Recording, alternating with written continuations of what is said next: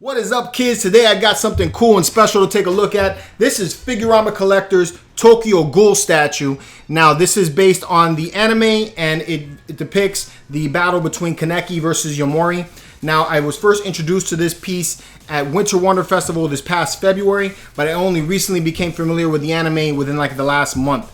So I'm up to like episode 12 right now, and it's dope. It has a lot of cool action in it. It has a really intriguing story that keeps me enveloped in it. I really enjoy it. So it follows the main character. His name is Kaneki, and he is a half human, half ghoul, and he's living in a world where ghouls are living amongst humans. And ghouls are kind of like a zombie, almost. Zombies may be like a bad word, but they're conscious. They're kind of like vampires in a way. They feed off of humans, but they do not have like fangs or anything like that. They look human, but when they get angry and turn into the ghoul, they actually, like, your eyes turn black, and then they release this thing called the kaneki, I think is how it's pronounced, and it's basically like their super move, and each one of them has something a little bit different. So, I'm like I said, it's really awesome. I'm really into the anime now, so I hope to finish that hopefully like in the next month or so. I think they're only like season 2, or I don't know. I've been watching it on Funimation. It's dope. But enough of all that. Let's get this thing unboxed and let me show you what it's all about. Alright, so the box is very, very sturdy. This is one of those XM Studio style boxes. So it's got a nice, hard, very sturdy box to it. You got the styrofoam and the strapping. And then you also have this taped down book. Didn't expect it to be taped down. As you can see, you have the seal right there. Looks really cool. There's the art print right there. Boom! Look at that. That looks beautiful. That is really, really nice. This is what I always like about Figurama collectors. They give you some really cool stuff with their pieces. So you got that. And then you have your certificate of authenticity, and it's signed by Shanab. He is the man over at Figurama Collectors. All right, nice seal there and everything. And then you have the instruction manual, which is pretty standard, pretty elaborate here. Looks like fairly easy to put together. Here we go. This is layer 1. Everything's packaged very good, very nice and neat. Very cool. All right, get this guy out of here. And there is layer 2, which has the lower part of the base and everything else you need to put it together. All right.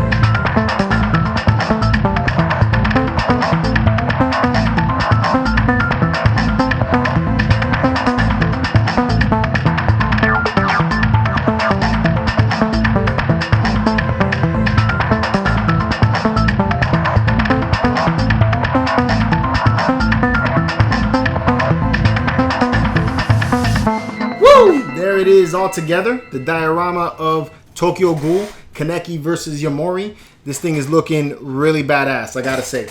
Every bit the prototype that I saw at Winter Wonder Festival. Really superb work. So right off the bat, let's talk about size, because that's gonna be important for you guys who are gonna display this thing. This thing is standing 24.5 inches tall. So you're probably gonna need about 25 inches worth of space to be able to clear, so that way it doesn't hit the top of your shelving. Depth, or let's go with width. So width wise, you're looking at about 17 and a half inches. You might want to have about 18 to 19 inches of width so that you don't hit the sides of your shelf. And then depth wise, it's not too deep. Depth-wise, you're looking at about 13 inches, maybe 13 to 14 inches. So I think this thing will easily fit into a Besta, no problem.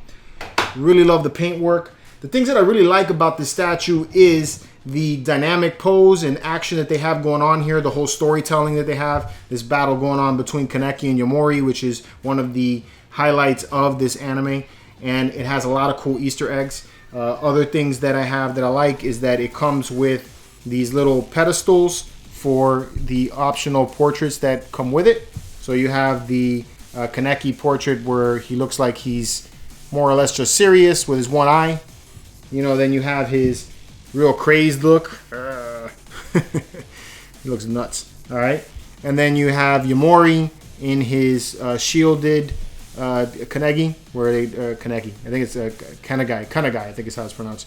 You gotta correct me on that one. I think they have it. It's too similar. Kaneki, kanagai. It's, I don't know. Anyway, let me know in the comments how to pronounce it. Hopefully, I got that right.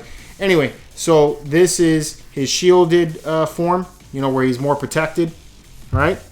Now, the only thing I could say is that if you're going to give me 3 portraits, I wish that it came with 3 pedestals, just because this looks really dope. Really, really cool. All right. Other cool aspects of this statue is the lighting features that they have inside of the base. I think that's done really, really badass. It shows a couple of different ghouls in there, which I think is neat. But what I really love is the flickering light on this one end here. It adds a more horror type of feel to it. Give me a little bit of a vibe like that, which I think looks fantastic. I like that they got the portraits in each one of these bases here, in each one of the sections here, which I think is really cool. Other little Easter eggs that they have going on here is they have the Jason Voorhees mask.